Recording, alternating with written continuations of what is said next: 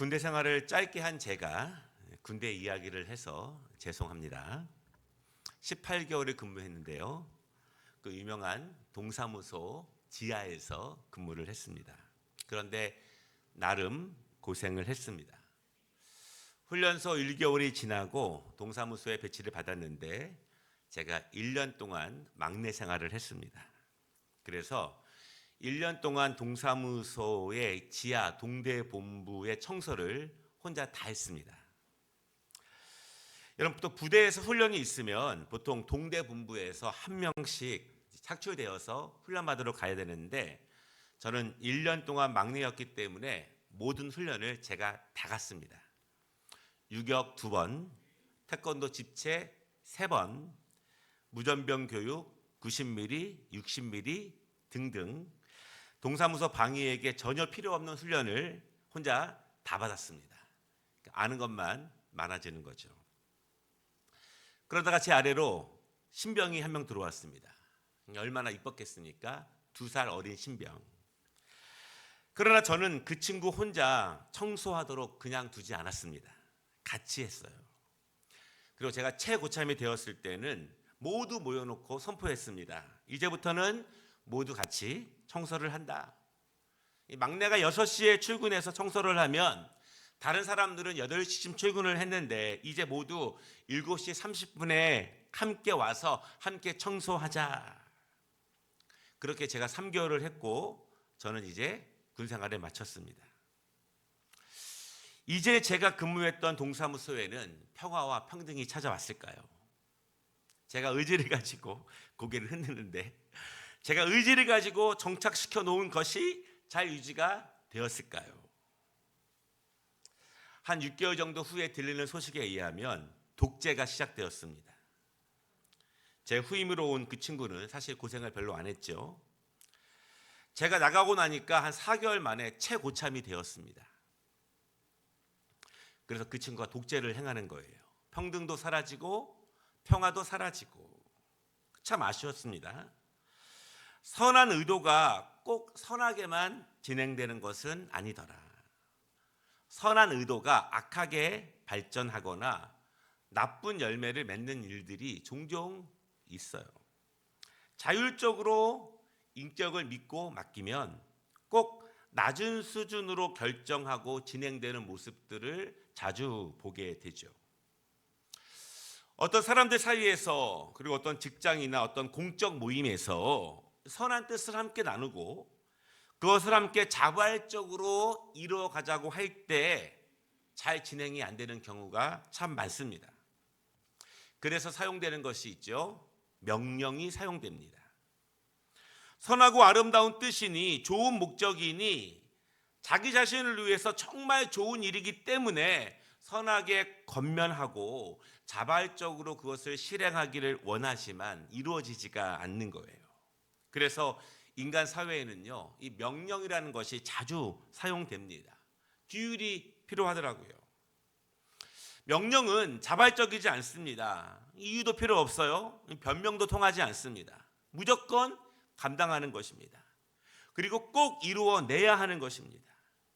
이 명령이라는 형태를 우리가 좋아하지 않지만, 좋아 보이지 않지만 어쩔 수 없이 꼭 필요하게 됩니다. 오늘 말씀을 통해서 이 명령과 축복의 상관관계를 우리가 함께 말씀을 나누도록 하겠습니다. 첫 번째 말씀은요, 하나님은 권면하지 않으셨다. 하나님은 명령하셨다. 이것입니다. 제가 한 영상을 보았는데요, 10살 남짓의 남자아이가 이렇게 말하는 거예요. 우리 엄마는 참 좋아요. 항상 좋은 말로만 하세요. 그리고 이렇게 말합니다. 좋은 말로 할 때 빨리 공부해. 좋은 말로 할 때 빨리 자. 좋은 말로 할 때 빨리 씻어. 좋은 말로 할 때 빨리 말 들어. 우리 엄마는 항상 좋은 말만 하세요. 창세기 11장에 우리가 읽은 족보를 보면은 하나님께서 노아 이후에 10세대 동안 누구에게도 나타나지 않으셨습니다. 그리고 침묵을 깨시고 마침내 나타나셔서 아브라함에게 말씀을 하시는 거예요. 하나님께서 노아를 부르신 것처럼, 그리고 모세를 부르신 것처럼 하나님께서는 오랜 시간 침묵하시다가 갑자기 나타나셨습니다. 하나님께서는 왜 침묵하시는가? 하나님이 침묵하시면 우리는 어떻게 하나님의 음성을 들을 수 있는가? 하나님이 침묵하시면 우리는 어떻게 하나님의 말씀을 받을 수 있는가? 어떻게 할 수 있을까요? 여러분, 평소에는요, 이미 주신 하나님의 말씀으로 주님의 뜻을 받는 것입니다. 그것이 기본이에요. 기본기에 충실한 신앙이 필요한데, 하나님께서 이미 우리에게 주신 말씀을 잘 묵상하고 잘 배우고 그 말씀을 잘 지키며 행하며 살아가는 것이, 하나님께서 우리에게 특별한 말씀을 주시지 않을 때 우리가 믿음으로 신앙생활을 해 나아가는 법이에요. 성경에 나오는 믿음의 사람들은요, 하나님의 부르심을 받았을 때 없는 길을 만들면서 걸어갔습니다. 안개 속을 걸어갔어요. 그러나 우리는 감사하게도 그들이 만들어 놓은 길이 있습니다. 그들이 성공한 길이 있고 그들이 넘어지고 실패한 길이 있죠. 그 길들을 잘 보고 순종하며 따라가는 것, 그것이 기본에 충실한 신앙생활의 모습이에요. 그런데 하나님께서 특별하게 부르실 때가 있습니다. 오늘 아브라함에게 10세대 만에 나타나서 부르신 것처럼 하나님은 특별하게 부르실 때 어떻게 부르실까요? 저의 경험인데요.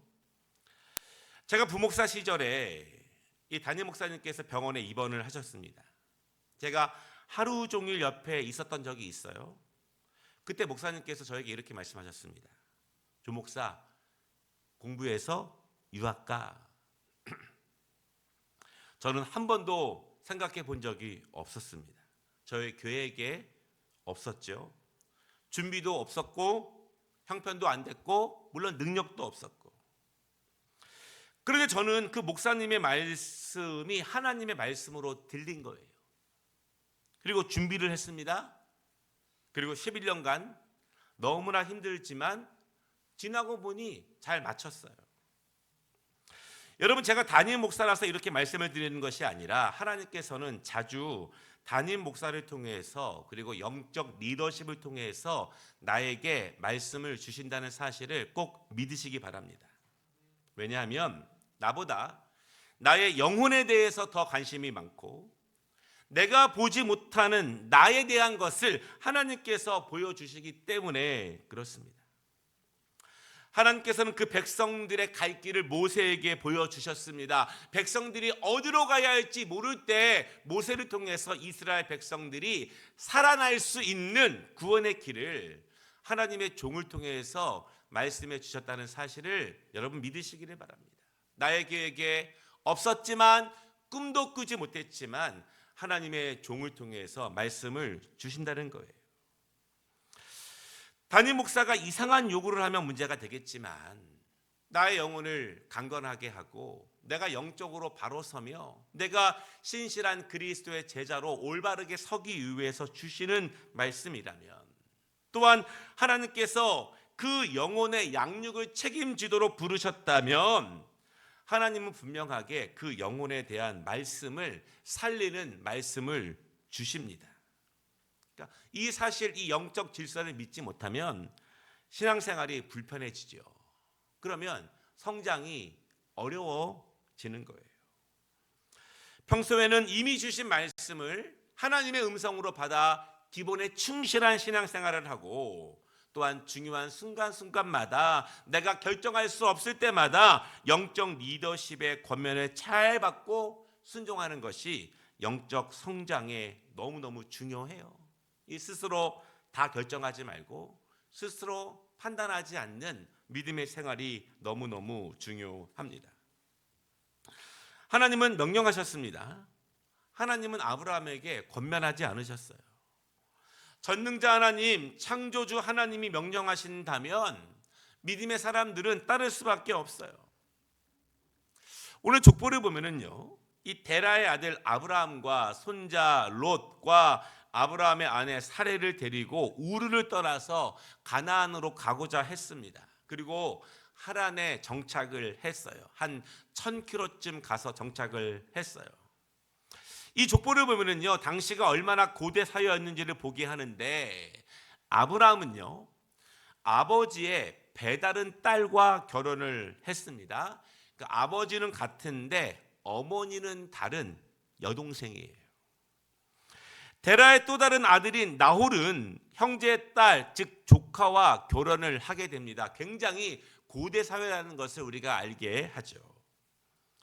여기서 중요한 것은요, 아브라함이 조상적부터 오랫동안 살았던 그 갈대아 우르를 떠난 것은 스스로 떠난 것이 아니라 아버지의 인도함, 데라의 인도함 때문에 갈대아 우르를 떠나게 되었습니다.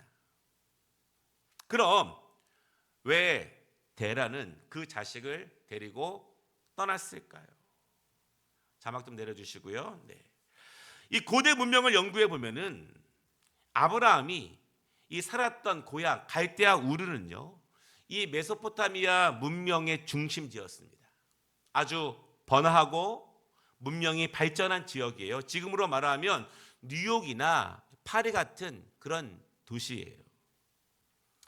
그리고 최근에 고대 역사를 연구한 학자들의 발표에 의하면 이 갈대아 우르 지역은요, 아주 중요한 지역이고 핵심 지역이기 때문에 강한 나라들이 새롭게 일어나게 되면은 그 지역을 차지하기 위해서 전쟁의 우선순위로 먼저 빼앗아야 하는 그런 지역이었습니다. 그래서 태평성대를 이루다가도 한번 전쟁이 일어나면 전쟁이 끄지지 않고 자주 일어나는 그런 지역이에요. 그래서 데라뿐만 아니라 많은 사람들이 평화롭게 살기 위해서 어쩔 수 없이 그 좋은 지역을 떠나기 시작했다. 그것이 최근에 가장 우세한 연구의 내용입니다. 그래서 데라는요, 가족을 데리고 우르를 떠나서 하란까지 왔고 거기에 정착을 합니다. 이 가족이 하란에서 얼마나 살았는지는 확실하지 않아요. 그러나 적지 않은 시간을 이곳에서 산 것으로 보입니다. 그리고 데라는 거기서 죽었어요. 아버지가 죽었습니다. 이제 아브라함이 가장이에요. 결정을 해야 합니다. 자신과 아내, 조카 롯, 그리고 종들과 가축들, 이제 어디로 가야 할까요? 여러분, 우리 같으면 어떻게 결정을 했을까요? 선택사항은 세 가지입니다. 첫째, 얼마간 살아왔던 하란에 그대로 정착하는 것. 둘째, 아버지가 가려고 했지만 가지 않았던 가나안 땅까지 가보는 것. 셋째, 평생을 살았던 갈대아 우르로 돌아가는 것입니다. 이 들리는 소식에 의하면 갈대아 우르에 전쟁이 그쳤다는 소식이 들려오고 있어요. 나라면 어디로 가겠는가? 한번 손을 들어보겠습니다. 1번, 이 하란에 그대로 정착하겠다. 손 들어보십시오. 한 분 계십니다. 아버지가 가려고 했지만 가지 않았던 가나안 땅까지 가보자. 손 들어보십시오. 예, 믿음이 좋으십니다. 4분 계십니다. 4분. 그러면 전쟁이 그쳤다고 하는 갈대아 우르로 돌아가자. 손 들어보십시오. 네, 솔직하신 분들이 많이 있어요. 여러분, 그런데 이 12장 1절 말씀을 보면은요, 여호와께서 그때 아브라함에게 나타나셨습니다. 그리고 말씀하시기를 너의 고향과 친척과 아버지의 집을 떠나 내가 내게 보여줄 땅으로 가라, 이렇게 말씀을 하십니다. 여러분, 여기서 질문입니다. 그러면 이 아브라함의 고향, 친척과 아비의 집은 어디예요? 떠나온 갈대아 우르일까요? 아니면 지금 머물고 있는 하란일까요? 어디예요? 네, 떠나온, 그렇죠? 갈대아 우르예요. 우르. 하나님은 그렇게 말씀을 하시는 거예요. 그러면 여러분, 제가 첫 번째 질문을 드린 것처럼 아버지 데라가 죽은 후에 아브라함은 그의 본심은 어디로 가려고 했을까요? 어디로? 갈대아 우르로. 지금은 하란에 살고 있지만 다시 갈대아 우르로 한 1000km 정도를 거슬러서 다시 가고자 했습니다. 성경은 아니지만 이 유대인들이 읽고 따르고 있는 많은 경전들이 있어요. 외경이라고 불리는데요. 이 이스라엘 역사를 기록한 수많은 역사적인 책들입니다. 그 중에서 50장으로 기록된 주빌리라고 하는 외경이 있는데요. 이 책의 별명이 약간 부족한 창세기예요. 창세기와 거의 비슷한 유형으로 되어 있는데 조금 부족하다는 것입니다. 그런데 그 주빌리 12장 21절에 보면 이런 구절이 있습니다. 아브라함이 하나님께 기도하던 내용이에요. 그가 말했다. 내가 갈대아 우르로 돌아가 내가 돌아오기를 기다리고 있는 갈대아 사람들에게 가리이까? 아니면 내가 이곳에 머물러 있어야 하리이까? 주님 앞에 있는 길을 주의 종의 손으로 번성하게 하소서. 오 하나님, 나는 내 마음이 허탄한 길로 빠지지 않기를 원하나이다. 이런 구절이 있어요. 우리가 이 주빌리의 내용을 전적으로 따르지는 않지만 최소한 지금까지의 유대인 학자들이 해석하고 있는 것에 의하면 아버지가 죽은 이후에 아브라함은 최소한 가나안으로 가려고 하는 생각은 전혀 하지 않았습니다. 그리고 사실 가야 할 이유가 전혀 없어요. 그때 하나님이 명령합니다. 하나님은 설득하신 것이 아니라 하나하나 가르치신 것이 아니라 하나님은 명령하십니다. 그의 계획에 없었는데, 그의 생각에 없었는데 하나님은 명령하시는 거예요. 하나님께서는 아브라함의 인생을 통해서 이루고자 하시는 일, 아브라함도 상상하지 못했고 계획하지 못했지만 그를 통해서 이루고자 하시는 새로운 민족 공동체를 위해서 아브라함을 새로운 땅으로 부르시는 거예요. 새로운 역사를 위해서 다시 옛날에 살던 갈대아 우르로 돌아가서 옛 모습으로 그렇게 살아가는 것이 아니라 새로운 역사를 위해서 새로운 땅으로 그를 부르시는 것입니다. 우리가 계속해서 주일마다 창세기를 공부하고 있는데요. 이 창세기의 큰 흐름은 명령에 의한 하나님의 인도하심이에요. 하나님은 창조에 대해서 설명하지 않으셨습니다. 명령하셔서 모든 것을 만드셨고요. 그 백성들에게는 그 사실을 선포하십니다. 설명하는 것이 아니에요. 사람들에게 하나님을 보이실 때, 그분의 일을 지시하실 때 하나님은 명령하셨습니다. 그리고 지난주 말씀을 나눈 것처럼 그들의 계획에 전혀 없었지만 그들의 생각보다 크고 그들의 계획보다 위대하신 하나님은 명령하시면서 아브라함의 가정의 길을 돌리셨어요. 노아의 가정의 길을 돌리신 것처럼 우리는 신앙생활 가운데 명령에 대해서 거부 반응이 있고 명령에 대해서 부정적인 생각을 합니다. 신앙생활을 명령에 의해서 하고 싶은 마음은 전혀 없을 거예요. 목사님의 명령에 의해서, 장로님과 권사님의 명령에 의해서 신앙생활을 하고 싶은 사람은 아무도 없을 거예요. 그러나 성경에서 굉장히 많은 믿음의 사람들은요, 그들을 인도하셨던 하나님의 방식은 아주 많은 경우에 명령으로 말씀하셨습니다. 계획이 없었지만, 생각이 없었지만, 가고 싶지 않지만 하나님은 명령하시는 거예요. 결국 성경을 가만히 바라보게 되면은 성경은 결국 명령의 섭리하심으로 믿음의 사람들을 인도해 가시는 하나님의 뜻을 우리가 보게 돼요. 사실 여러분, 평소에도 이 이미 주신 말씀의 기본을 충실히 하면서 말씀 생활에 든든히 해 나아가시는 분들은 이 명령으로 말씀하시는 하나님의 뜻에도 순종을 잘 해요. 왜냐하면 기본기가 잘 다져졌기 때문에 그렇습니다. 성령께서 우리에게 선한 감동을 주셨을 때 소멸하지 않고 즉시 순종해 나아가는 그런 기본기들, 사실은 그렇게 하나님의 교회가 세워지게 되고 그렇게 하나님의 일들이 진행되는 것을 보게 됩니다. 하나님이 나에게 주신 어떤 마음의 감동들, 우리가 순종하지 않아도 괜찮아요. 그렇다고 하나님의 교회가 멈추거나 하나님의 일들이 지장되지는 않아요. 하나님은 순종하고 있는 다른 사람을 통해서 하나님의 일을 행하시고 그들의 일을 통해서 하나님의 역사를 또다시 나타내시기 때문에 그렇습니다.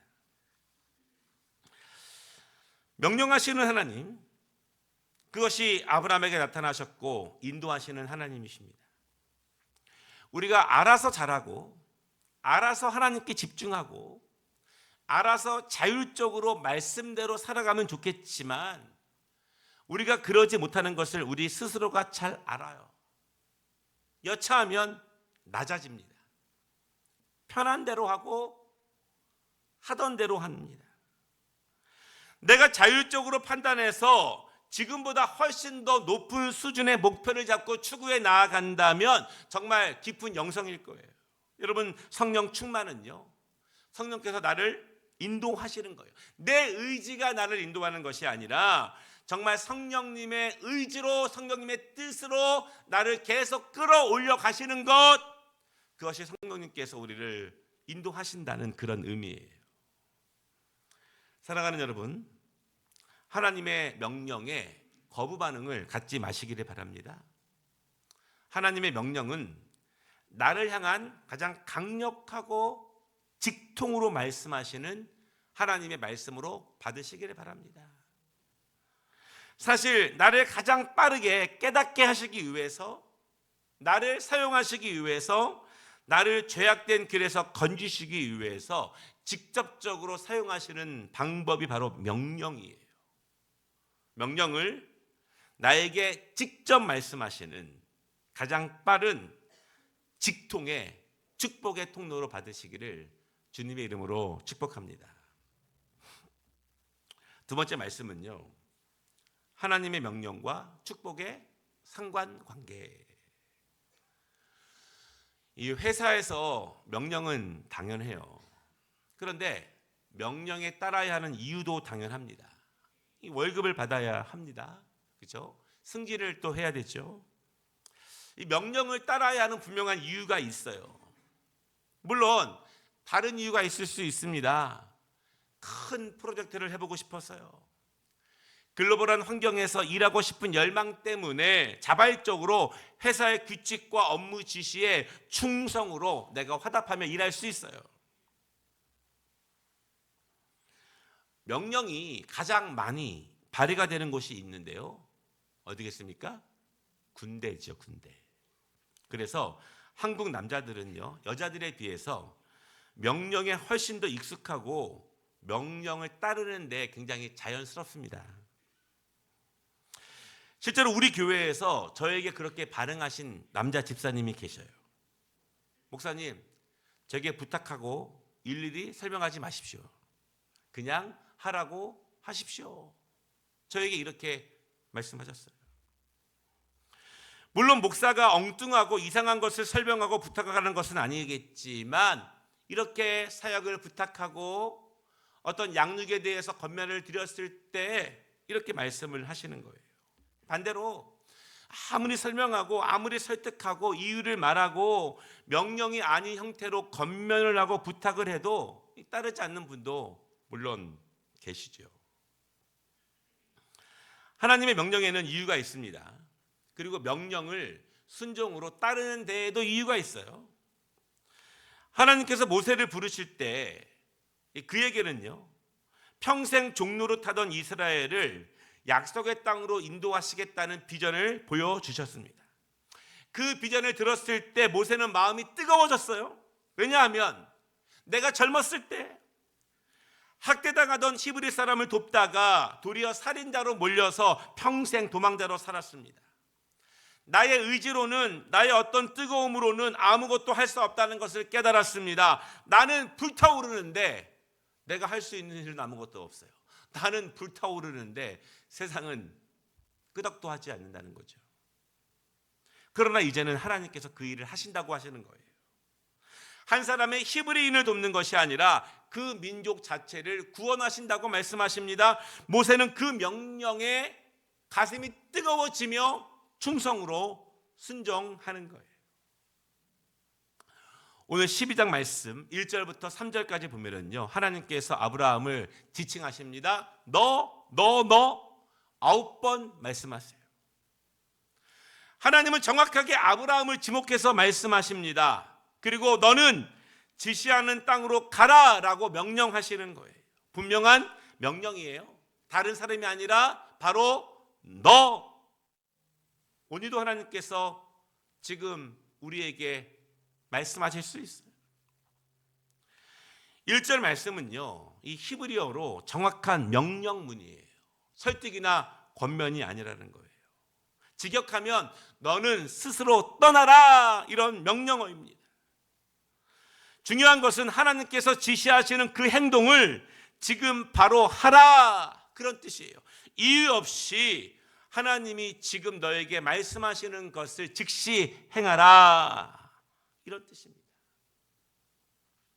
성경에서 이유 없는 순종은요, 하나님께서 그 사람의 인생을 바꾸실 때 자주 사용하시는 방법이에요. 예수님은 어부들에게 말씀하십니다. 다 버리고 지금 나를 따르라. 사랑하는 여러분, 내가 이해가 되고 동의가 된다면 하나님의 말씀을 충성으로 따를 수 있을까요? 나는 실로 그렇게 할 수 있는 존재인가요? 나는 내 결심과 의지, 내가 결심하면, 내가 의지를 가지면 그것을 온전히 이룰 수 있는 능력을 가지고 있는 존재인가? 하나님을 내 이해 안에, 내 동의 안에 가두지 마시기를 바랍니다. 우리가 하나님께 축복을 요구할 때에는 내 능력 밖의 것들을 요구하면서, 왜 내가 순종할 때는, 충성할 때에는 내 동의 안에서만, 내 이해 안에서만 내가 받아들이려고 하고 있는가, 이것이에요. 하나님은 1절 말씀에서요, 이 명령을 이행할 때 주실 3가지를 말씀하십니다. 첫째, 너로 큰 민족을 이루고, 둘째, 너를 축복하고, 셋째, 내 이름을 크게 하리라. 이 명령을 이행할 때, 명령을 충성으로 순종할 때 주실 하나님의 축복입니다. 여러분, 그런데 이 축복의 성격을 잘 보시면은 마치 모세에게 주신 축복과 유사한 성격이에요. 이 아브라함이 받은 축복은요, 사실 그의 당대에 받는 축복은 아니었습니다. 아브라함은 창대함의 시작을 여는 사람이었습니다. 하나님의 큰 일에 축복의 통로로 하나님이 아브라함을 사용하시는 거예요. 개인의 무엇이 아닙니다. 내가 갈대아 우르로 가야, 하란에 가야 우리의 가정이 평안할까? 그것이 아닙니다. 내가 어디로 가야, 잘 선택해야 내 꿈을 이룰 수 있을까? 그것이 아니라는 거예요. 하나님의 크신 뜻은요, 나를 도구로 사용하시고 나를 통로로 사용하시는 것이지 내가 무엇이 되는 것은 아니라는 것입니다. 나를 통해서 민족을 구원하시고, 나를 통해서 이방 민족 가운데 살아계신 하나님의 이름을 높이고, 나를 통해서 이방 민족에게 복음을 전하고, 나를 통해서 하나님의 일을 하시는 것, 내가 무엇이 되려고 하는 것이 아니라 나를 통해서 영광을 나타내시는 하나님. 내가 서려고 하면 망해요. 이 목사님이나 성도님들이나 이 점에 아주 주의를 해야 합니다. 말씀을 마치겠습니다. 하나님의 말씀을 따르고 순종할 때 두렵지 않은 사람은 아무도 없어요. 모두 다 두렵습니다. 그러나 하나님을 신뢰하고 하나님이 주신 비전과 약속이 우리의 가슴을 뜨겁게 하는 것입니다. 하나님이 행하실 크실 일에 나를 사용하신다는 것 자체에 감격스러워하는 거죠. 자발적으로, 자율적으로 순종하면 얼마나 좋을까요? 좋은 말로 할 때 순종하면 얼마나 좋을까요? 그러나 하나님께서도 명령하셔도 순종하는 우리 모두가 되시기를 원합니다. 그리고 순종할 때에는 순종을 충성으로 이루는 거예요. 충성하지 않으면 이룰 수 없습니다. 예수님도 하나님의 명령을 충성함으로 이루신 거예요. 순종은 모든 것을 다해서 충성으로 나아갈 때 이룰 수 있습니다. 오늘 아브라함이 그렇게 화답한 것처럼 하나님의 명령을 축복의 통로로 받을 수 있는 우리 모두가 되시기를 주님의 이름으로 축복합니다.